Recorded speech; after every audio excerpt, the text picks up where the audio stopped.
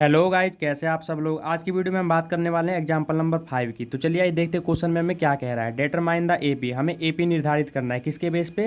Whose third term is 5, हमें ए 3 की value दे रखी है 5 and the seventh term is 9, A seventh term की वैल्यू कितनी दे रखी है 9।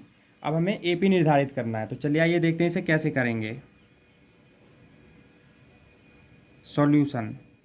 सबसे पहले मैं क्या करूँगा, ये जो हमें दे रखा है हम यहाँ पे लिख लेते हैं। ए 3 की वैल्यू कितनी दे रखी है 5, ठीक है गाइज।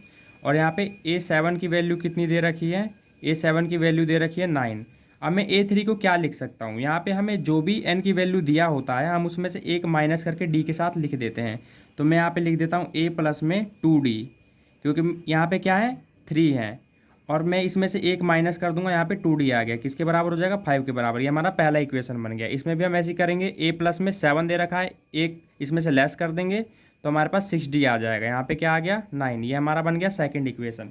इस इक्वेशन के जरिए हम ए की वैल्यू फाइंड आउट करेंगे, उसके बाद ए या डी की वैल्यू फाइंड आउट कर सकते हैं। तो चलिए ये करते हैं।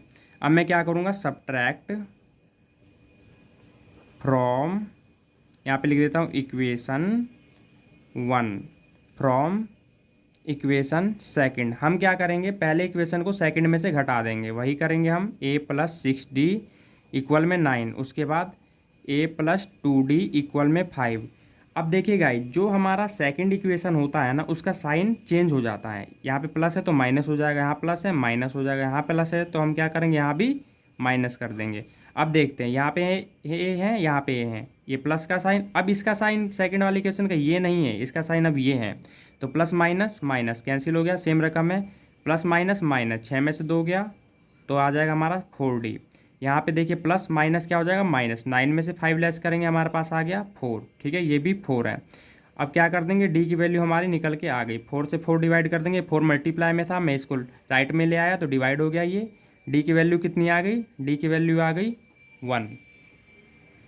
अब इससे हम क्या करेंगे, ए की वैल्यू भी फाइंड आउट कर सकते हैं। कैसे, इस डी को मैं क्या करूँगा, किसी एक इक्वेशन में रख दूंगा, ठीक है।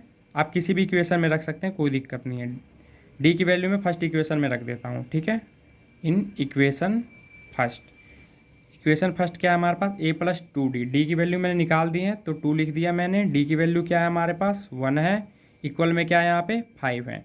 अब मैं क्या करूँगा, ये 2 1 जा क्या हो जाएगा 2, ये प्लस का है। अब मैं इसको राइट में ले जाऊंगा तो ये क्या हो जाएगा माइनस का। तो ए की वैल्यू हमारे पास कितनी आ गई, ए की वैल्यू आ गई हमारे पास 3। आप देख सकते हैं हमारे पास ए भी आ गया, डी भी आ गया। अब हमें ए पी आराम से बना सकते हैं, ए पी का सीक्वेंस आराम से बन जाएगा।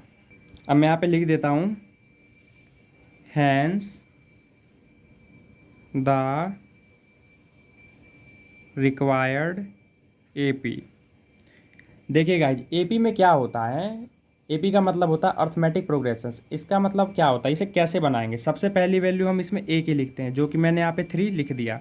उसके बाद हम क्या करते हैं, डी इसमें ऐड करते चले जाते हैं। तो 3 में 1 प्लस करेंगे तो कितना हो जाएगा 4, ठीक है। 4 में फिर 1 प्लस करेंगे तो कितना हो जाएगा 5, 5 में फिर 1 प्लस करेंगे तो कितना हो जाएगा 6, 6 में 1 प्लस करेंगे तो कितना आ जाएगा 7 एंड सो ऑन। आगे ये चलता रहेगा। तो ये हमारी क्या बन गई, एपी की सीक्वेंस बन गया, ठीक है गाइज। तो क्वेश्चन होता है हमारा कंप्लीट।